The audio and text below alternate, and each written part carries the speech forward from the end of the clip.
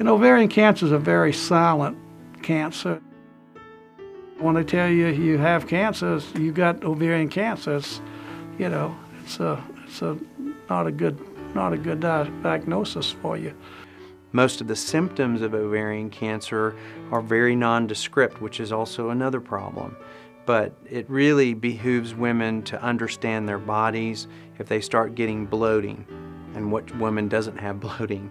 And they need to pay attention to that. If it lasts for more than 2 weeks, they need to see a physician. If they have any pelvic pain, if they start losing their appetite, if they start seeing their abdomen enlarge, these things need to be brought to their physician's attention immediately, because these may be signs that ovarian cancer is moving about inside our abdomen. When they came out, it just knocked me for a loop that I didn't expect any of this. But we got our feet on the ground, and she really did a great job of keeping everybody pretty well aimed in the right direction right up to the end. You could say it was a bittersweet.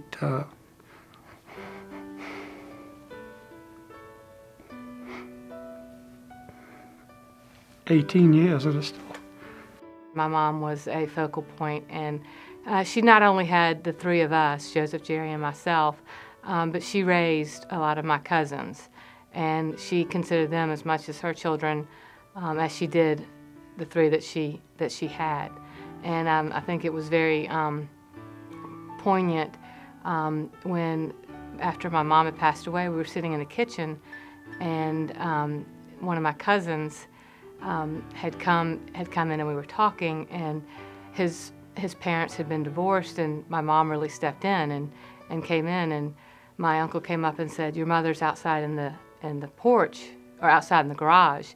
And my cousin looked at it and said, I buried my mother today." And he kind of walked away, and my dad was there, and my uncle was there, and we all kind of just walked away, because it was very true. She was a mother to not only Joseph and Jerry and myself, but she was a mother to even friends of mine who, had different family relationships that they could go to my mom and count on. So we lost a good one, and there's a void, and it's never filled. But we're better for knowing her, and I think we're stronger for knowing her. She was diagnosed very late. It was stage 4 ovarian cancer, so we did know that the odds were not good, and it's very difficult to watch a family member or anyone go through that process of becoming sicker and knowing what was to come. Well, ovarian cancer has been a part of our family now for about 10 years.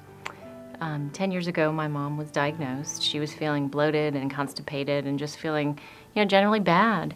And so she went to her doctor, and the doctor said, "We don't think it's anything, but let's just check everything out." And after, a quick checkout, he said, maybe a hysterectomy is in order. So she went in for a hysterectomy, and during the surgery, they found that she had stage 4 ovarian cancer. So we thought it was going to be a very easy, simple operation, and the doctor came out and said, "We have very bad news for you, stage 4. My understanding of Jerry's mother, and I know from my mother, they were both people that just knew what people needed. They just knew, whether it be a hot meal at the right time, or a phone call, or just a special gift or something like that. And that's just the kind of people they were. She battled for 5 years, and she went through chemo. She went through good times and bad times, and times of remission, times when, we lived and died by the numbers. The CA-125s would come back, and, if they were very elevated, she went back into treatment, and if they were normal, she was having a good period. And it was a really rough 5 years. And towards the end, she asked us, and she said, "Please do one thing for me." She said, "I don't want you, and I don't want my grandchildren to have to suffer with this. Please do something." She was very, very positive and had an impact on everybody. She had a wonderful smile. She was very charismatic. She was a wonderful friend.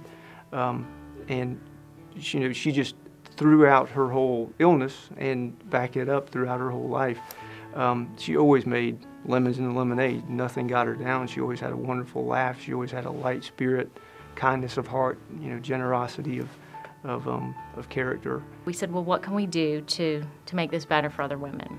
So we decided to create Mom's Lemonade Fund. So about 2.5 years ago, the Hogan family and the Moffitt family came together and we said, okay, what can we do? We can raise money. That's what we can do. And so that's what we started. And the name came about in a really funny way. My son is a very humorous little boy, and he said, you know, I knew Gigi, who was my mom, but he wasn't even born when his other grandmother passed away. But from all the stories, he said they were both so much the same. They both just really took bad situations and they made the best out of them. And they took lemons and they made lemonade. And we said, wow, that's pretty powerful. And so we got the name Mom's Lemonade Fund. One of the things that we've done is we've had lemonade stands throughout the community. We've gotten our friends with children to set up lemonade stands as a fundraiser. And you know, even though the dollars may not have been huge, I think the impact was significant because the children got involved and they knew that they were raising money for a good cause, and my children knew that it was in memory of their grandmother.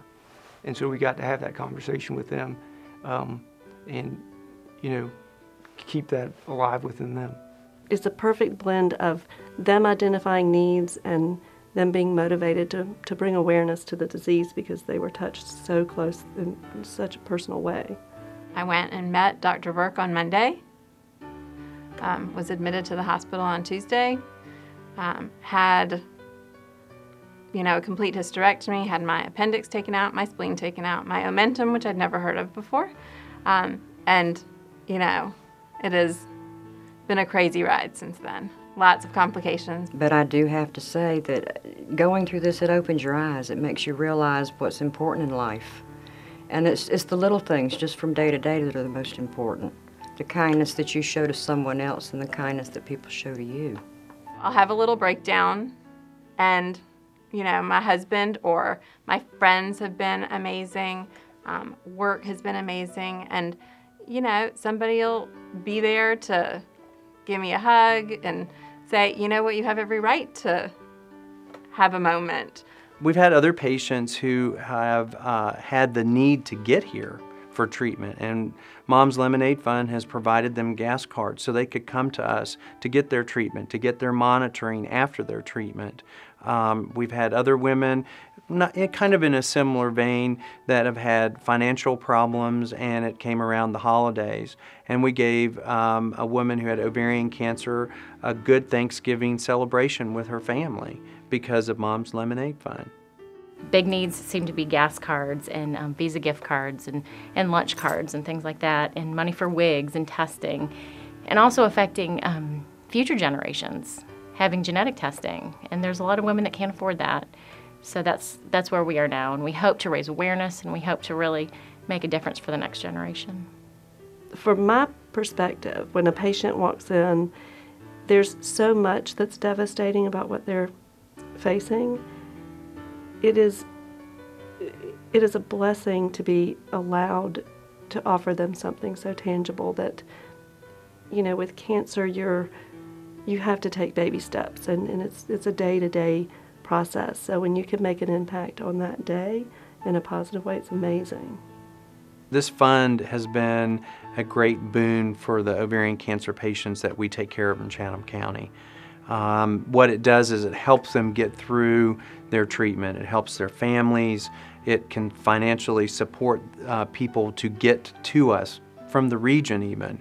I know one patient that had ovarian cancer who was a young girl, and granted it wasn't the type of ovarian cancer that we normally think of affecting women, but she was 13 years old, and she got one of the better prognosis ovarian cancers, but still she had to deal with that as a 13-year-old.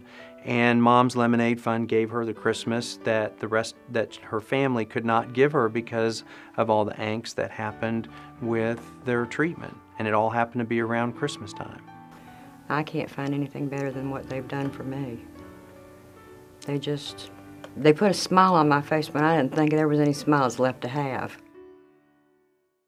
Eventually, we hope to continue to provide these needs that these women have. Perhaps we can do it on a larger scale and eventually spread to research, because that is where the crux of coming up with a cure for this is. But we want to make sure that our money takes care of the women here and what they need. We would love to do something about a better form of testing.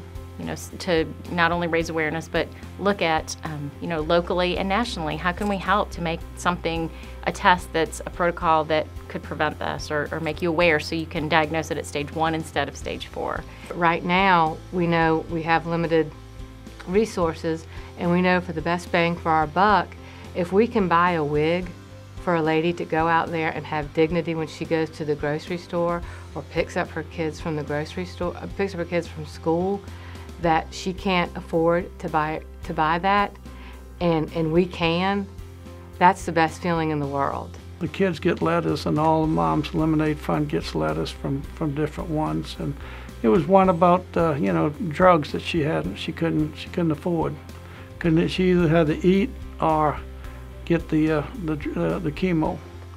And this is what this is all about, I just think that what the Moffitt and Hogan families are doing is stupendous. I can't help but understand where they're coming from with this. They've involved all of their family members. When they have their events, the families are all around. That's what it's all about. I mean, that's, to me, what helping out families. I take care of mothers and sisters and aunts every day who have this dreaded disease, and their families also do the same thing. They get around them, and what Mom's Lemonade Fund does is help them be a better family.